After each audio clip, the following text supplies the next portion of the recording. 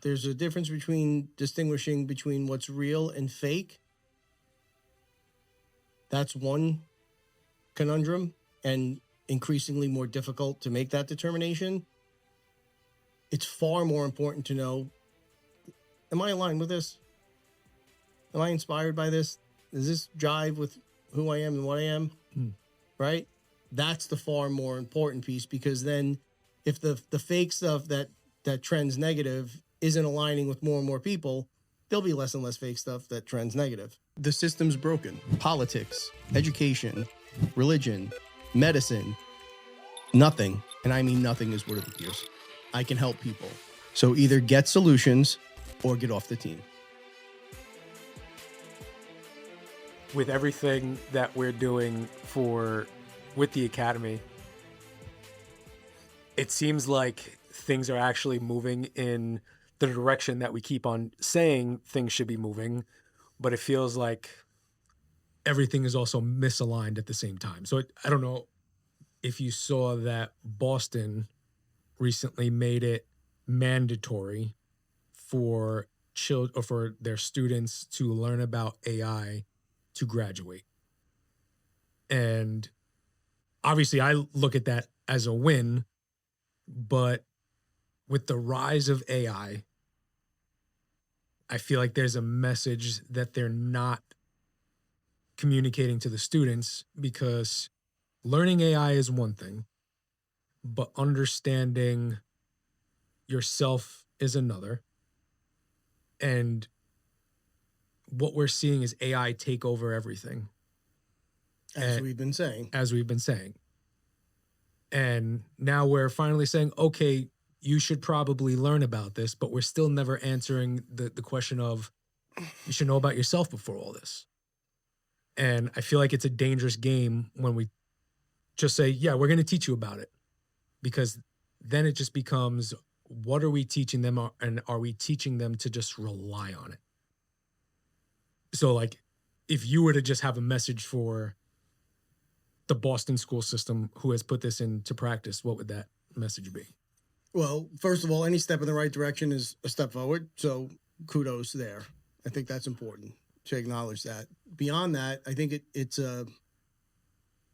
this problem reframes or this problem presents the opportunity to reframe what the real issue is. The message from us has never just been AI is coming, so we have to teach AI, right? It's been AI is coming, so we have to teach how to look within and to find what really drives and motivates us, what makes us happy, because the jobs as we know them today won't be the jobs as we know them tomorrow. Beyond that, I have to check the stats, so don't nail me to it, but I think recent surveys, 90% of students did not feel inspired at school. Mm-hmm. That's the root issue, right? If we're going to teach AI and we're going to teach about AI in the same format, garbage in, garbage out, memorization, not inferring, not understanding the next steps that you could take, we're back in the same boat.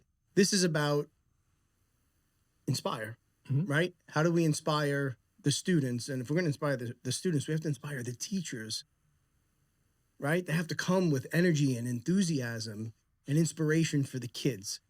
So again, I would give a tip of the cap. Great, it's a first step, but we have to get beyond that. We have to start getting our educators back in love with educating. I've seen the trend over the last 20 or 30 years where teachers have moved more and more into the mm-hmm. regulations and issues and problems and student behavior, and they've lost a passion for it. We need people that are passionate about inspiring our kids, and that's the first domino. As that domino tips, so many other things will get fixed. But it's a core curriculum issue. It's how we teach it, and it's what support we give to the people who is actually instructing, who's actually doing the teaching. Mm-hmm. How do we get them jazzed up about what's going on? So that would be my advice. So before, when I said I feel like we're making progress, but we're also misaligned, it goes to the framework that New York just put together for AI in schools. I don't know if you know much about that, but they recently just passed like a traffic light framework for AI in schools, but it's not for the students, it's for the teachers. And it's red light, no, can't do this. Yellow is you could use it, but proceed with caution. And green is great. Utilize it, go for it.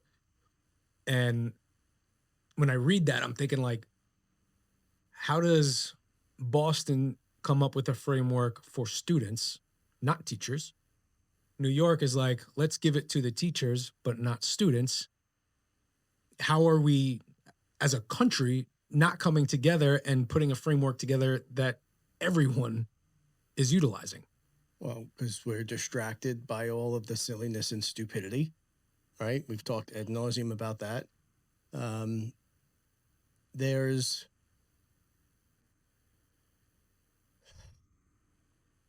this is changing things at such a rate. I mean, we're in it.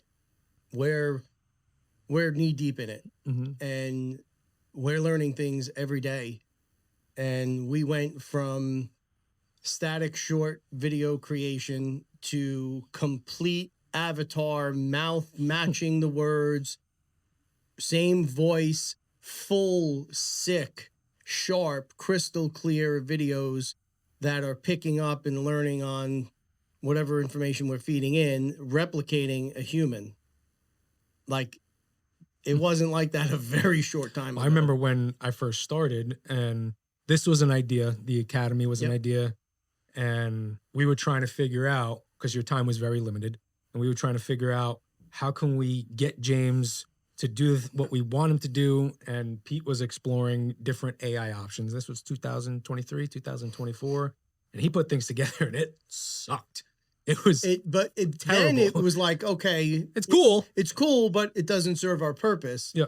And in a real short time, you guys just sent me a video before I came up here of me saying something I never said in a room I was never in about things we never talked about. Yeah. And you know what? If I showed that to 98 people who I know, 98 of them would absolutely believe that was me sitting at that desk. One would say no just to be a detractor, and maybe one would pick up on some nuance, but you would have no idea. So for our teachers, just to double back, here's what AI can't replace. AI can't replace a love that a student has for someone that inspires them, that motivates them, that opens their mind to different things, that personal connection. If I was a teacher, I would be running up every chain that I can and being as vocal as I can about, this is about self-preservation first and foremost. Because if we can't communicate and connect and have our kids pining for us every day, you won't be there in short order. It'll be a screen, and then immediately after that, it'll be a robot. And Elon has even spoke about this on the way to connect with children and teach children is you find what they're passionate about and try and utilize that into teaching them. So Pete is a great example. If you're trying to teach math to Pete, maybe instead of just saying 2 + 2 = 4, use baseball references. Try and look at scores, runs in a game, and kids will feel inspired by that. And if you don't try and utilize that way of teaching, to your point, they're not going to use you. There's a really superficial level of what are the common interests, like Pete in baseball. And then there's the deeper why exercises that really give you insight into the human being.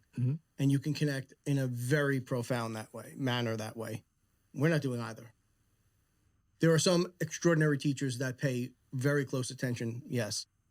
But I'm talking about what we've laid out in the academy. If you're teaching it in schools, it's part of the curriculum. You know who your kids are. You know what really, truly motivates them.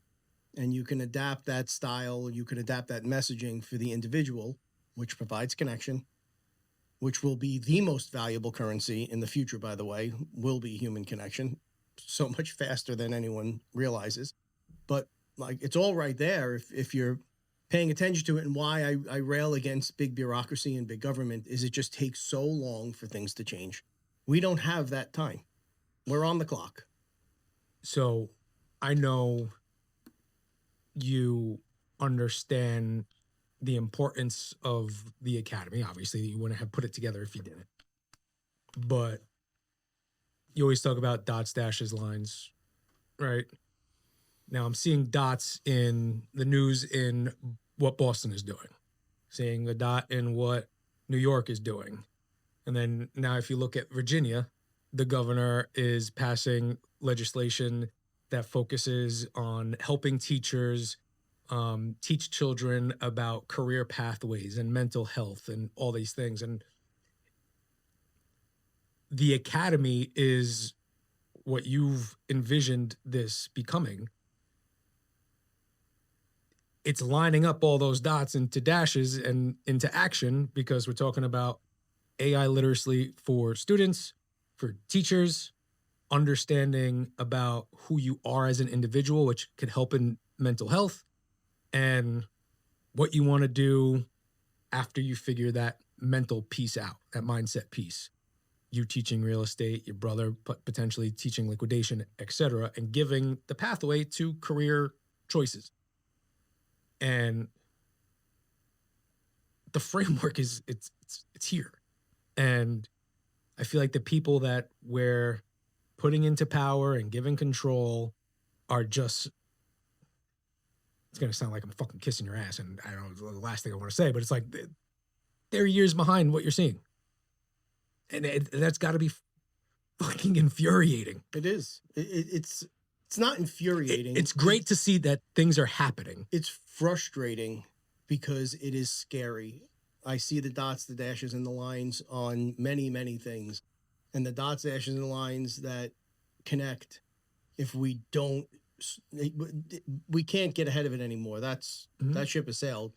But if we don't pivot real quick, this doesn't end well. I've been super candid about that. This just goes really, really badly. And it's very scary to hear some of our elected officials at a federal level talking about pumping the brakes and how we're going to put guardrails in and we're going to slow this down. This is not anything else that they've ever encountered. This is not, you can't regulate your way out of most problems. That's my true belief.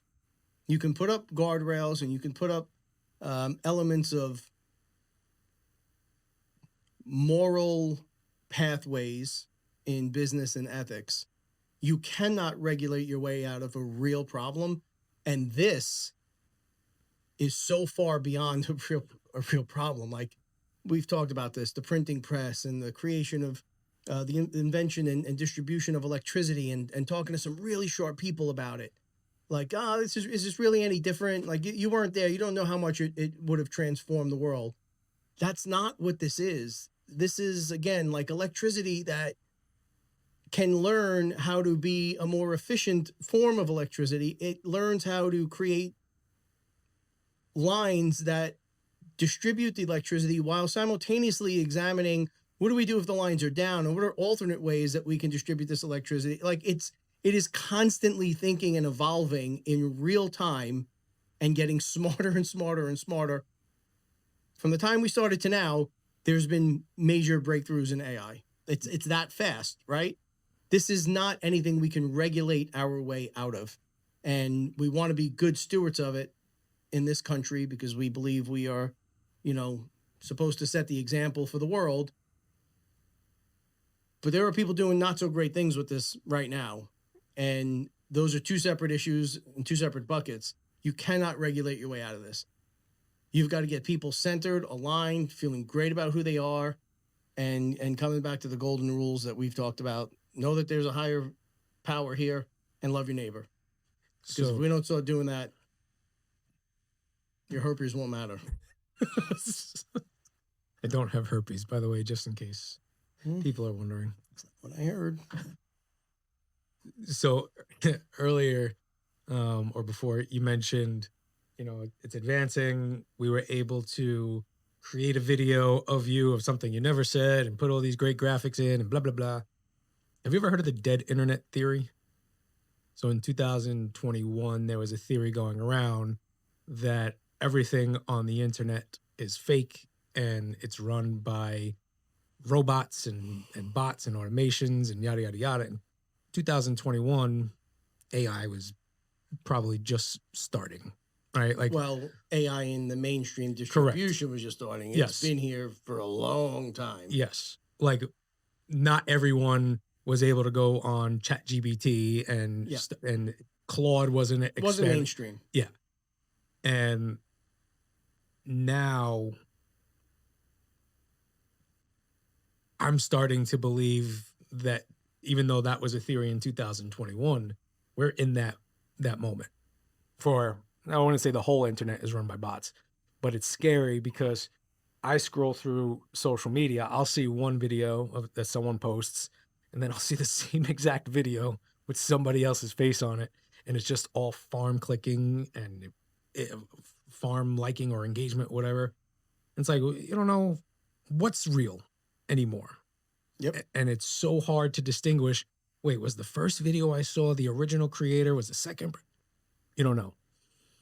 And are we going to get to a place, or do you think we are in a place where it's nothing is touched by a human on the internet?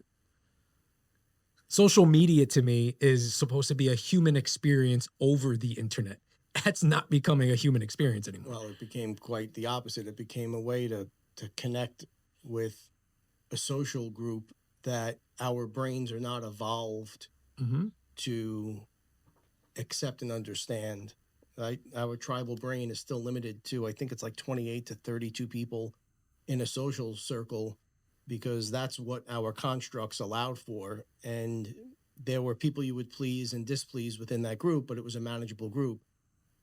You're seeing kids now interacting with thousands, tens of thousands, millions of followers, and it's impossible to handle, interact, communicate with those people efficiently.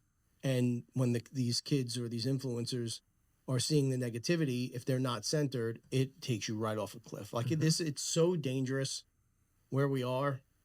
It's just scary stuff.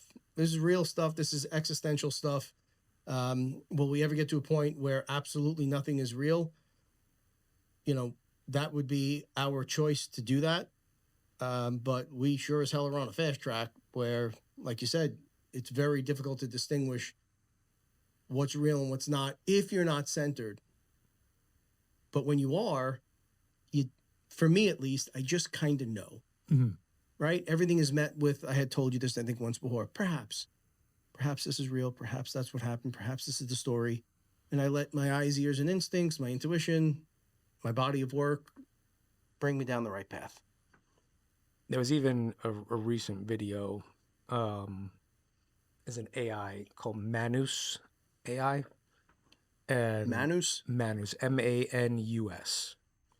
And there was a video. It's a social media AI, and it was operating 50 different channels at once in real time, and you just see the screens opening from X, from Instagram, and to your point of, it's hard to communicate with millions of followers if you have them.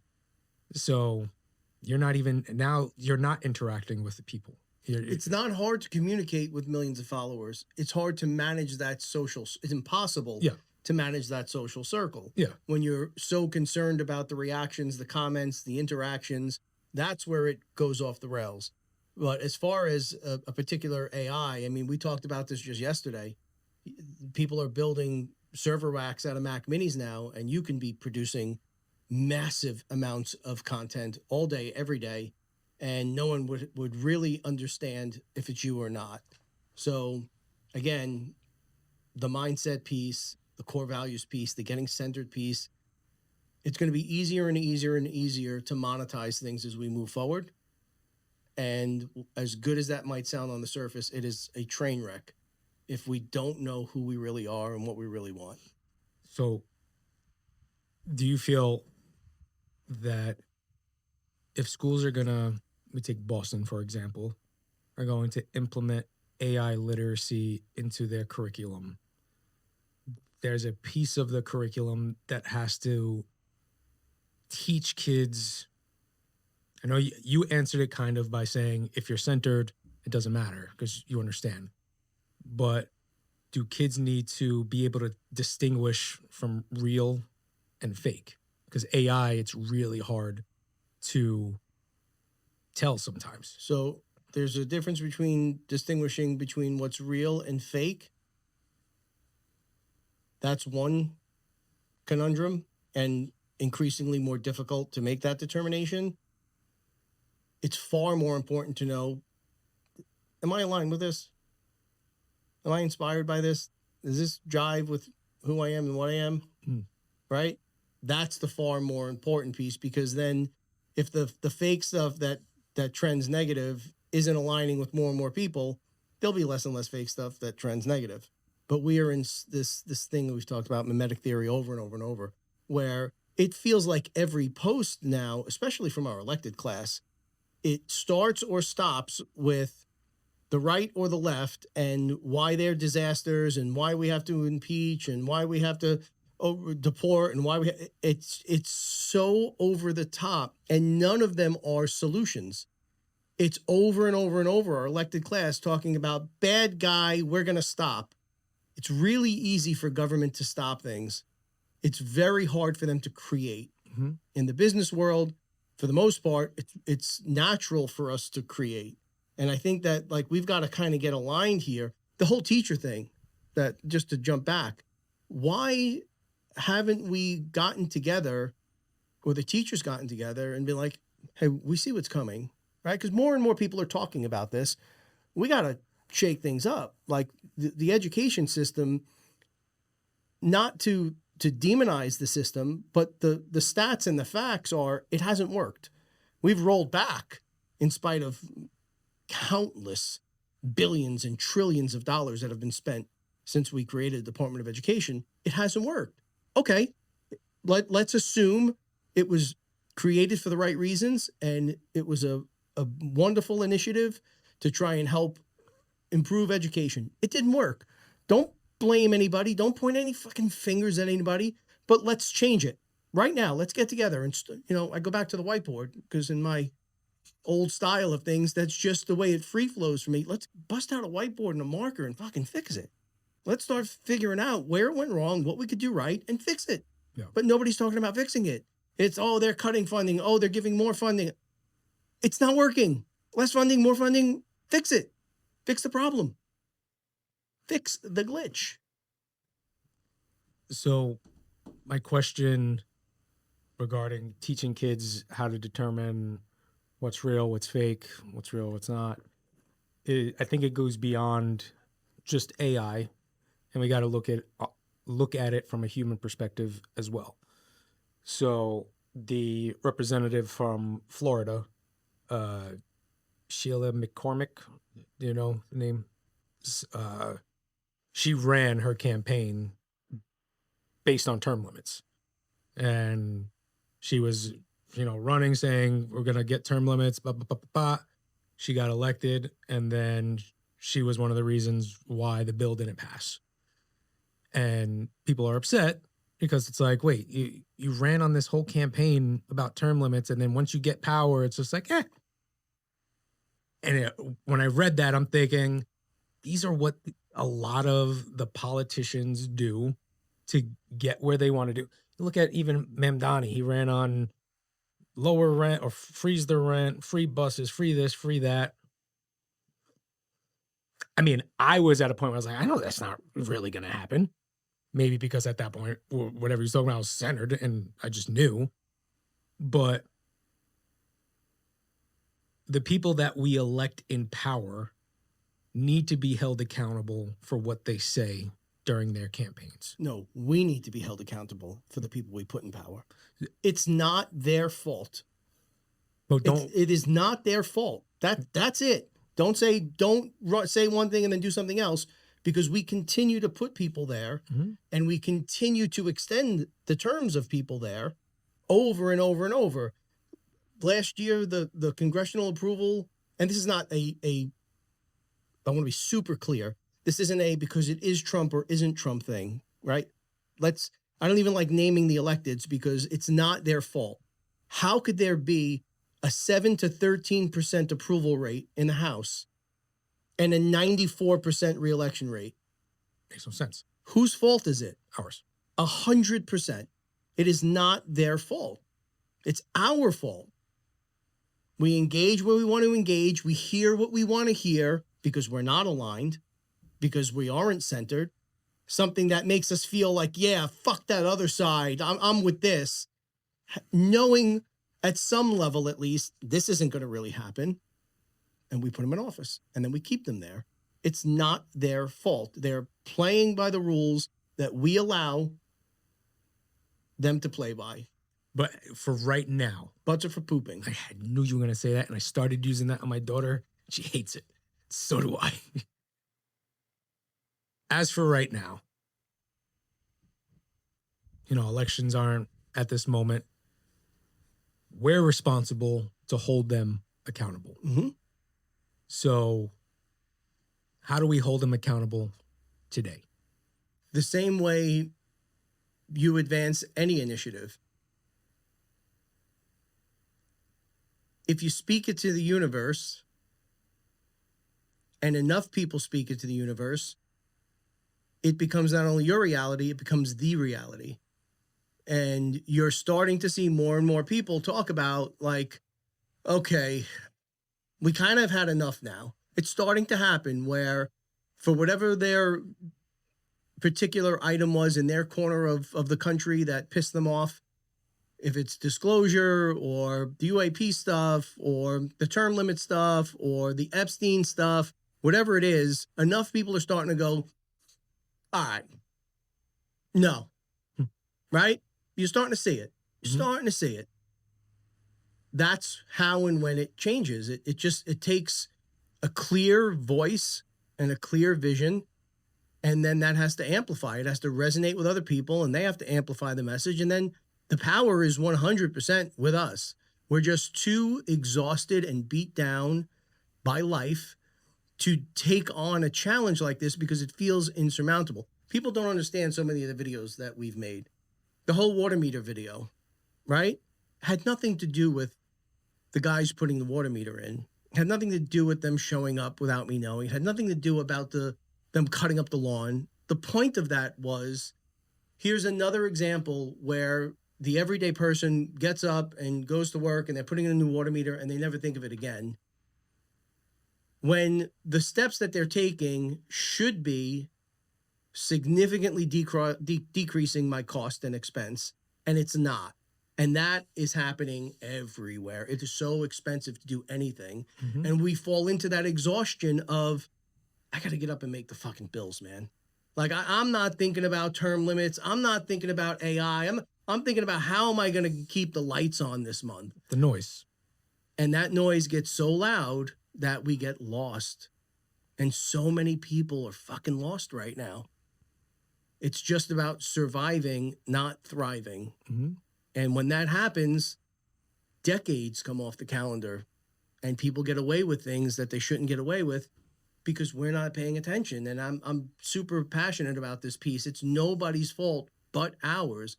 I've gone so far with the term limit stuff. I've tied it to bureaucratic rolling appointments. I've tied it to campaign finance reform and pardons. Which unless it's many people may frown upon just because of the thought of people getting away with people something. Want a pound of flesh, yep. But it's a pound of flesh from the people you continue to put in office. Yep. So unless it's crosses a line of criminality, especially with sexual abuse in kids, those people I think should be fucking shot and hung. Short of that, if it's stuff that you did or ways you enriched your life while you were in office or whatever it is, you get a pardon, you get a pass. You get to walk away from this. Anything that happened legislatively between the lines, you get a free pass. Because otherwise it becomes such a lift. And that requires more energy from the people and gives them more reason to keep us divided, fighting, and distracted. Right? Like, you're starting to see now more and more names come out and more people where they can't just gaslight us to death that are actually starting to take the hits. But I've also seen this before.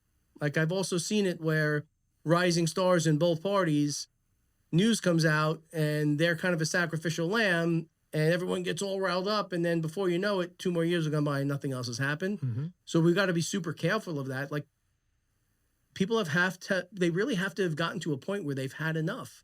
And the whole foundation of the academy is teaching you the things and the mindset piece and the spiritual piece and the centering piece to know, oh yeah, I've had enough. Like none of this aligns with me anymore. It just, real or fake, okay, doesn't align. Mm-hmm. I can't even open the social media apps sometimes. It's just every single post. You feel like you just open it for a business perspective. You get to get a sense of where the collective conscious is, right? At least in that silo of bots that you're in, because that's important to understand. Yep. But it just becomes too much. It's like, this is so obvious and not real and gaslighting and bullshit. It just doesn't align with me anymore. And I'm seeing more and more people asking, like on X, hey, can we get a feed that has no political news? Great, because you could feel positive, but not great because you're not seeing what's really going on. Yeah. Right? That's the game.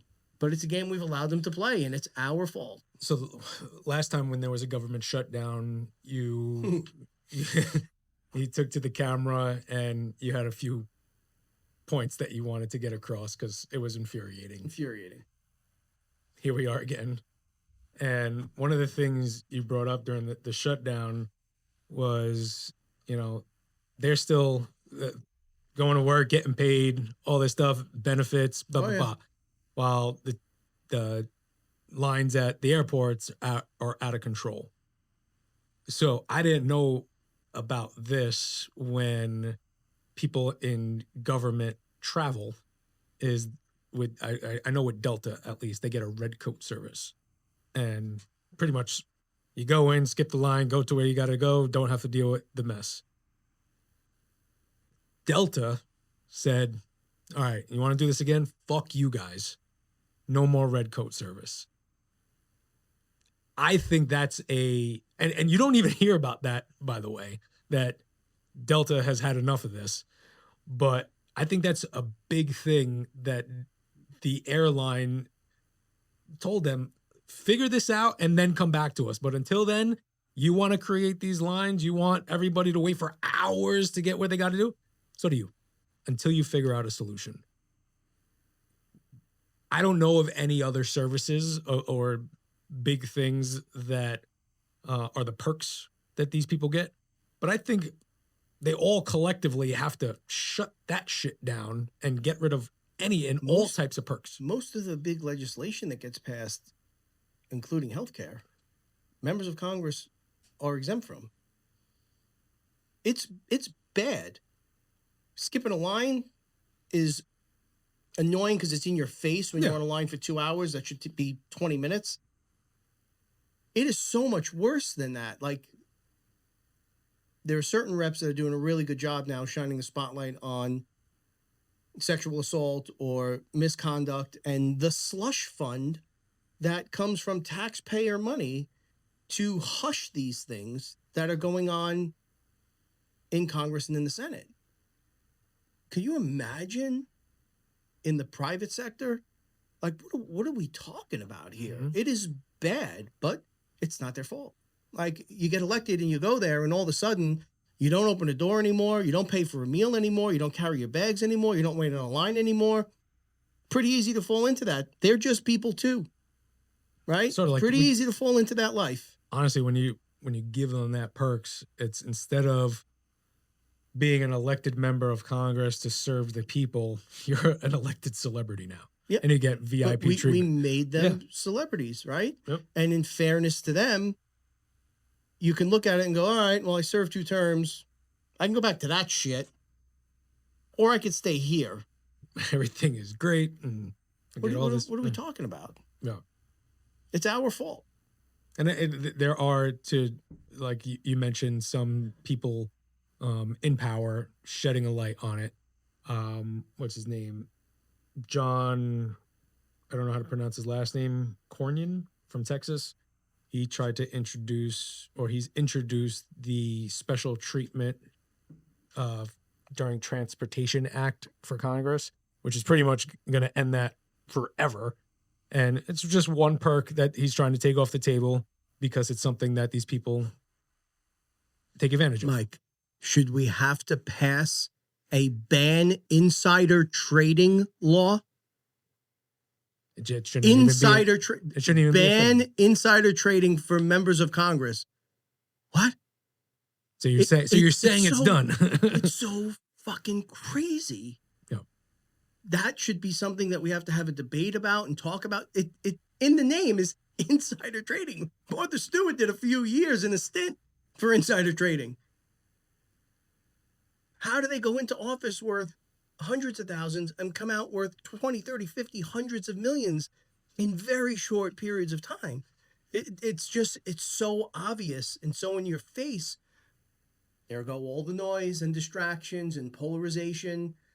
People on both sides are much more apt to say, well, it's all right if, I'm not looking over here, but I know that she made money and he made money. They're bad. Go look at everybody. You saw Donald Trump do that during his last speeches.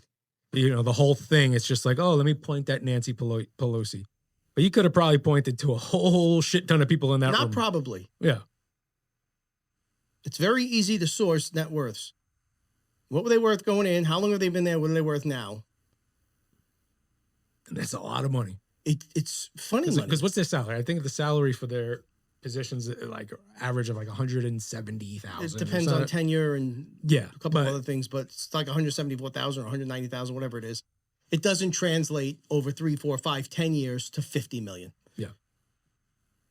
Their portfolios are outperforming Warren Buffett's by hundreds of %. And it's like, don't worry about that. Okay. But again, it's not their fault.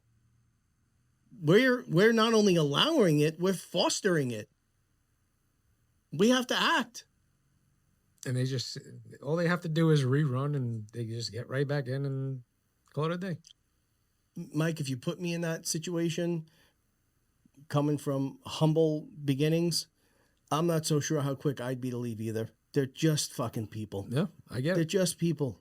They put their pants on every day the way we do. They're just people. You would like to say that you would do the honorable thing, but in that situation, and you see I would that like to say it. I would like to think it, but I don't know. Yeah, And I know that they're just people. People want the glitz, the glam, the nice things. It's definitely tough. I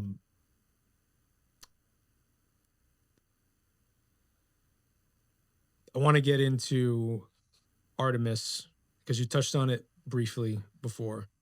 Because there's two rules, which are there's You a were God. asking me? Yeah, there's a God. Oh, the two rules? Yeah. Know there's a higher power.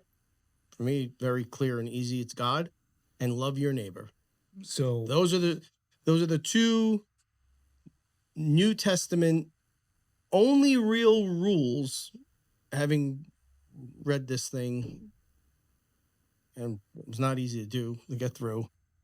But going through the second time and marking, you've seen my Bible is stickies and shit popping out everywhere of things like, I want an answer. When the day comes, I'm going up there like, I need to know. What does this stuff mean? Yeah. For what I know is real and where my faith is placed, there are just two rules. And that's it. Know that there's a higher power and be grateful for it and love your neighbor. So that's something that you've been saying as the two rules for a while now. So when we're watching the astronauts about to go to the dark side of the moon and Vic Glover starts talking about God, love, unity, human connection, what does that mean to you? Well, first thing it means, give me more of that motherfucker. Because from the optics that I've seen, I love everything that this guy is about. We need so much more of that. Hearing it and seeing those things play out on that kind of stage used to be you're not going to believe it's, right? Like I was saying this and now it's just comfort. It's like, yes, he gets it. And I'm not crazy. That helps too. Like other people are saying these things and they're seeing these things and feeling these things. Great. But give me more of that guy. Give me more of that guy. When I heard that, I immediately thought about what you always say. And Mike, it's a little bit easier when you just understand that. Mm-hmm. You also went to Twitter, and I was really curious because I was trying to dissect it. I was trying to pick up the pieces. You went on Twitter and you tagged Eric Weinstein, and you said, "Are you guys paying attention yet?" Or something along those lines. I was like, "What the fuck is James talking The about?" Men in Black Marvel thing? You did the Men in Black Marvel thing. Because he gets it. I know he gets it. Eric Weinstein. 100%. And he is a scientist that is being met with incredible backlash from his community as he has started to step a little bit outside of the box. I know he feels the enormity and the pressure. I know he sees what's next, and you can feel it. When I watch his videos, I can feel his emotion. He gets it. 1,000,000%. But you saying, "Are you paying attention yet?" Yep. What's the context there? The context is two things. Number one, perspective.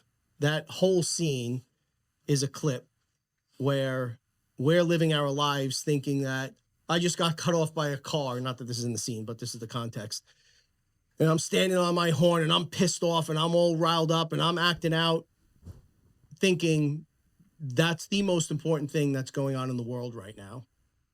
And it pulls back, the camera pulls back, and you become smaller and smaller and smaller. And then it's the Earth and it continues to pull back. And then it's the galaxy and it continues to pull back. And it turns out that the galaxies are marbles that a higher intelligence or a higher creator is playing with. And it's like, I'm done with these today. I'm going to throw them in the bag and we're done with these galaxies. That's how insignificant the daily things are. Not that we are, because we are supremely significant, but we have been programmed to think that the day-to-day things that are happening matter, and they don't. They don't. There is something else going on. We need to start paying attention. We need to all put our swords down and figure it out. Now that is, I get what you're saying. Now, I could see that being so difficult for someone to digest and say, "You're right, James." Because as you said before, people have the everyday stresses that they're just trying to figure out between bills, get my kids to school, this, that, this. And it's like,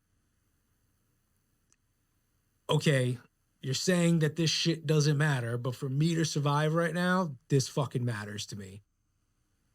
So it's hard to get that message across because people still feel like they need to get that shit across the finish line. But it doesn't matter. In the end. Name anything that you've ever worried about, and the worry, anxiety, and the fear resulted in what? When has that ever resulted in anything? Never. Never. Because it's not real. It's what we assign to what's happening. So you had said before in a kind of glib way, oh, if there's a higher power and, love your neighbor, it kind of makes things easier. It makes things weightless. Weightless. There's a higher power that I'm a part of, and I was put here to have this experience. And anything that truly happens, I can find gratitude in if I want. And I'm going to be talking to myself all the time anyway. We're constantly having our self-talk. Why not talk to anybody more than yourself? Nobody talks to anybody more than themselves. Why not make it positive? Like, just as a thought experiment, everybody try and check your thoughts and just think positive and assign positive values and find gratitude in whatever has happened throughout the course of a day, week, or a month. Like, start with 10 minutes because it's hard. Everything gets so much lighter. Why not? If we're going to talk to ourselves all the time, why not talk in a positive way? You brought up an interesting thing to me yesterday when we had a conversation And he said, you should try the doorknob experiment. I said, what the fuck is that? And he said, when you get home, before you walk in the door, put your hand on the doorknob and picture the house empty. No wife, no kids, no dog, no nothing. Do that for the next few weeks, every single day before you walk into the house. So I did it last night and pictured no one there, empty, walking in all alone. Felt like I was in a black hole. And I think that is a cool experiment for anybody dealing with home pressures, home stress, to try out, because you think it's a stress, but then when you get rid of the stress, there's nothing. There's a great coach I worked with, Dr. Jamil, and when I was going through some of the height of, you've seen some of the projects we've worked on here, there is fucking pressure if you want it to be pressure. There is every reason in the world for you to go home and be like, I dealt with this all fucking day, and now I've got this and this and this. And it's easy to fall into that loop, right? Because of the way we're programmed to lash out and to make a problem. And when he walked me through that exercise, there are many things that can come of it. Feeling in a void is one of them. But for me to close my eyes and really visualize, my son's room is empty, no sign, no anything. The furniture is different, everything is gone. My daughter's room is empty. My room with my wife, empty. Even poor Rocky had to go away. That was probably the hardest one for you. My boy had to go away. It for me became really easy over a period of time to just in that moment go, oh, I'm so fucking grateful that they're here. So grateful. And then that's just a little seed that's sprouting, and hopefully it grows for you as it did for me. When you have those frustrated moments and you have those things that are going on. We were at a coffee shop yesterday with Rob, and a young mom is in there with this cute little kid, and the kid's doing what kids do and giving her fits, and you could see her frustration. And I just looked at her and I was like, I know it's hard to understand now, but what a blessing for you to be here in the middle of the day, getting a coffee with your son, driving you up a wall, right? Think of what the alternatives could be. It's just the event is still the event. It truly becomes about the value you assign to the event. And we're not going to get into some of the personal stuff on my side, but we've talked about some heavy things that I can now look at with complete surety and say, thank you. I have gratitude for those things happening because they brought me to where I am today. They helped me endure storms that I didn't even know were on the horizon. And that's a message for anybody, for whether something so small as stubbed their toe, to had a personal, experience that maybe they lost a family member or something like that. Anything is based off of the value that you assign. You have that power. You have the power to assign that value, no matter what it is. All events truly are neutral. It's the emotion and the thought we attach to them that defines what they are. Last question. Why didn't we land on the moon? Because we're scouting for when we build the moon base. Got it. Yeah. All radio signal behind the moon. Because we can't do that with the satellites that are flying around constantly. No. We need eyes on. We also lose all radio signals the second we get behind the moon. Yeah, the moon is spinning, we're rotating, never changes the face. We always see the same piece. There's nothing back there. Don't worry about it. We're scouting. This is like 1920. They got out with survey sticks and they were lining up where the moon base. Why didn't we get out and land? Big sun. I don't know, Mike. You tell me. Big sun lighting up our planet, but you go out of it and it's dark. Black. No light. Yeah. Why is it colder as you get closer to the sun? It's colder when you get closer to space. Freezing cold, they say? That's a good point. You get higher up on mountains, it gets colder. Why? You're getting closer to the sun. Isn't it supposed to be warmer? I never even thought about that. Let's first solve why we need to ban insider trading in Congress. Let's start there. And how I got herpes. Well, we know that. You know how I got it? Yeah. Got it. Yeah, you could fill me in. Yeah. I've seen your search history. Okay. Good stuff. I saw what happened to my algorithm when you were fucking around on my social media for a small period of time. Uh-huh. Yeah. Nice. Yeah. Midgets, black girls. Look, no judgment. I'm just saying my algorithm went from Rottweilers and and occasional fishing to some shit that I just didn't understand how it was in my algorithm. Okay. Yeah. I don't know what What do you mean? algorithm. Okay, what do you mean? Oh, I don't know. We talked about it. Yeah, I don't know. What? We talked about it. Midgets are I'm not great. going to out you here. We talked about it. Midgets are great. Of course they're great. This part's cut off from the episode, by Of the course way. they're great. You dirty gulch. Very dirty. All right. Thank you.